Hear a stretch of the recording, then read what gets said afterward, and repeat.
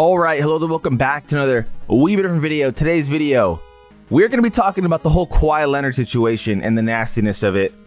The subreddit is absolutely infested with Kawhi Leonard posts, rightfully so. For those of you out of the blue, I will explain the situation. But anyway, for those of you also that are like, dude, where have you been? This is actually my second recorded video since I've come back, but this is the first one I'm uploading, so I have to explain this again. I had COVID. My daughter had COVID. So I was sick for a while. Been a horrible week in regards to just dealing with, you know, the chills, the sore throat, the coughs, the sneezes and whatnot. Being sick, basically. So I could not record videos. Even right now, my voice sounds a little bit congested. It's not the end of the world. I'm still good to go. I can still record. But I apologize for those of you that are like, man, it's been over a week. Bro has not uploaded. I apologize. But like I said, I had COVID, but I'm back now. And of course, as soon as I'm back, Kawhi Leonard scandal happens. Let's talk about it. First of all, so if you just type in Kawhi Leonard and see, you know, all these huge articles talking about it. Even ESPN had a breaking news on it with the siren emoji. Anyway, NBA launches investigation to alleged Kawhi Leonard no-show endorsement deal to skirt salary cap. Kawhi Leonard had a oh my God, no ads, please. Kawhi Leonard had a $28 million endorsement deal with a now bankrupt environmental startup where he did no work, essentially a no-show job for a company Clippers owner Steve Ballmer had made a $50 million investment in, per Pablo Torre. And by the way, this is, I want to say, his second or third big break in terms of journalism and making a piece that was really crazy. So this dude's a serious real journalist. Anyway, he's the one that came out with the report, and the point of Kawhi Leonard getting the $28 million is to completely ignore the salary cap and basically a big FU to pretty much every other NBA team. I will get into more detail about every other NBA team as well. But anyway, it's a big FU to every other NBA team following the salary cap. It's also a big FU to Paul George because the Clippers used Kawhi Leonard's team-friendly contract in negotiations against Paul George. And we're saying, hey, he's not getting paid the max. You know what I mean? You got to be a team player too. So the players union, the NBA players union better be pissed. Other owners better be pissed. The NBA better be pissed because, for one, this is a horrible look. You can't have a team, by the way, the richest owner, just basically literally ignore the salary cap to pay his player. $28 million is a lot of money. And, you know, as we go deeper into this rabbit hole, there is a lot of details coming out. And like I said, this subreddit is infested with news. Let's talk about something that caught my eye a little bit. ESPN radio host unironically calls himself a journalist, but says he would not have reported the Kawhi story. I'm not reporting that because I'm not trying to get on Kawhi's bad side. It just goes to show that even when sketchy things like this happen in the NBA, period, people are afraid to break the ice. And what I mean by break the ice is put it out there. It's very sketchy to, you know, go against very rich people, and Steve Ballmer being the richest associated with the NBA. Another post here. I'll read the text I got from a league executive. Most people I've seen talk to the Clippers think the Clippers need to explain this now. The NBA doesn't need a smoking gun text message or an email. It's now on the Clippers and Kawhi to explain this. So the Clippers did release a statement after all this, basically saying we didn't do it, we're innocent, blah blah blah.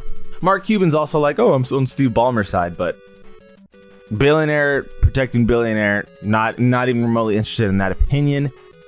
BSJ exclusive. This came out 50 minutes ago. I had to upvote this just so I can make sure when I'm on this video, I could read this post. So this is a new update as of 50 minutes ago.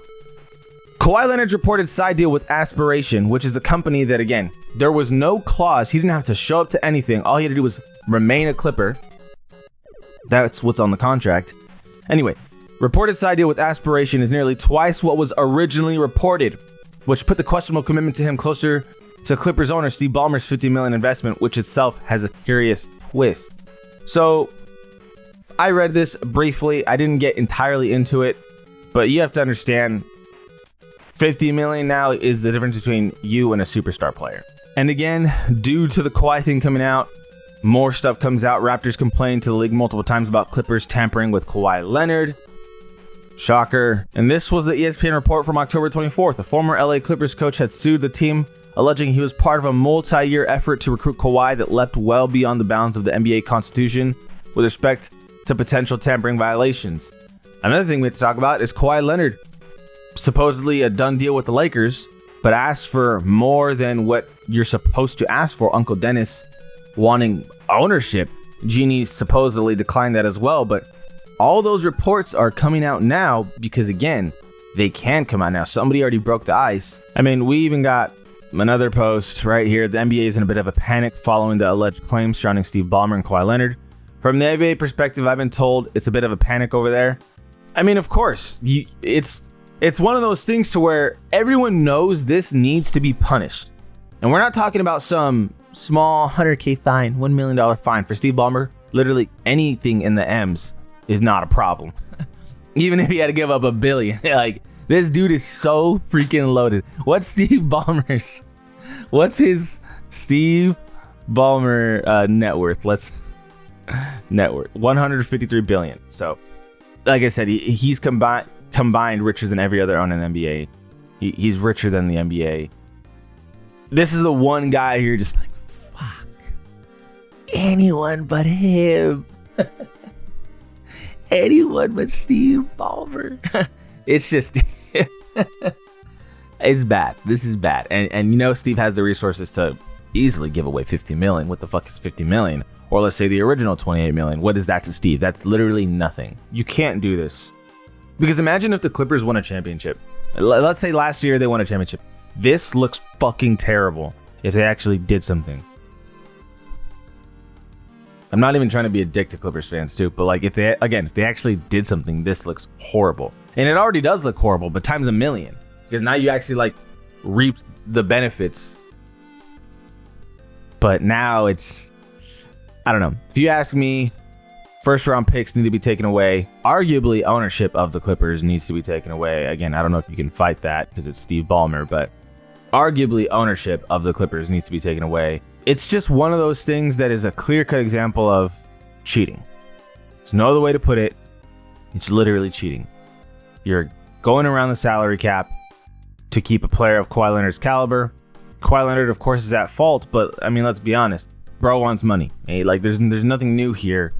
This isn't any breaking news in that regard. Okay, we'll finish it off here. Circumstantial evidence can be used to prove an incidence of salary cap circumvention, which is, again, basically just going around the salary cap under the collective bargaining agreement.